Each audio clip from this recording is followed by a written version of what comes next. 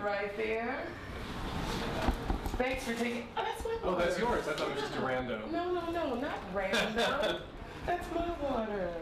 So tell me, because I really don't know that much about Savage Love. What is Savage Love? And what I do know doesn't sound legal. Is it legal? Yeah, it's totally legal. Thank God for the First Amendment. Savage Love is a sex advice column. I started in 1991 in The Stranger. Yeah.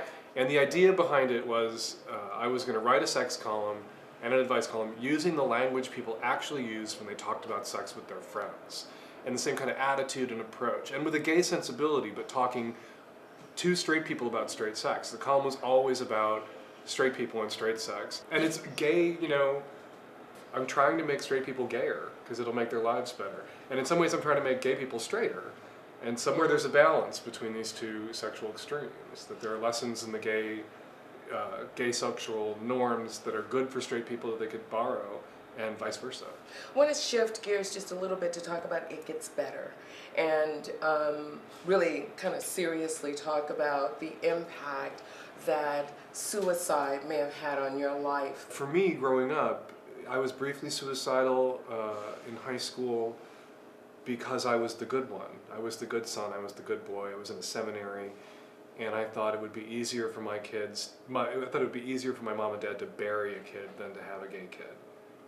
And so I thought it would be the nice, polite boy thing to do to kill myself and spare my parents. My husband Terry was so brutalized, so I get weepy when I think about it because I love him so much, just to think about what he was put through for the crime of being effeminate, for being skinny, for having blonde hair, for playing the violin. And for this he was almost destroyed in a high school in Spokane, Washington.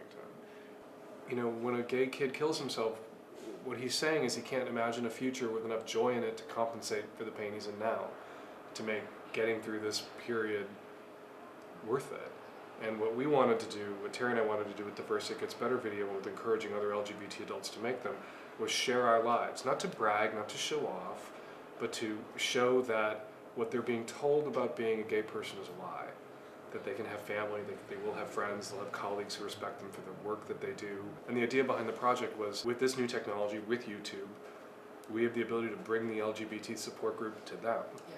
But we can get there. We can learn to ignore, as I have famously said, the bullshit in the Bible about gay people. The same way we learn to ignore the bullshit in the Bible about clams and virginity and adultery and slavery and shrimp and everything else. When It Gets Better happens on stage, what does that look like? The Stephen Schwartz, who wrote Godspell, who wrote Wicked, Pippin, created a choral piece for the SF Men's Chorus about the project, voices from the project, taking, you know, setting to music some of the themes and ideas and even the actual pieces themselves that have been created. It's a really moving piece of work.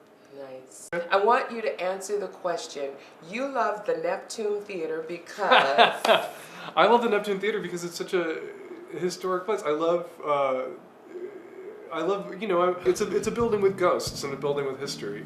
You know, it's an old vaudeville theater, it's a movie theater that's in a live performance again, and I just love that kind of rolling use in an urban space where I'm such a urbanist geek. Like, buildings, you know, they fall in hard times, they're revived, they fill with life again, they hollow out again, life flows through them again.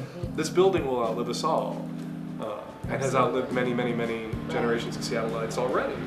And that's kind of a beautiful thing.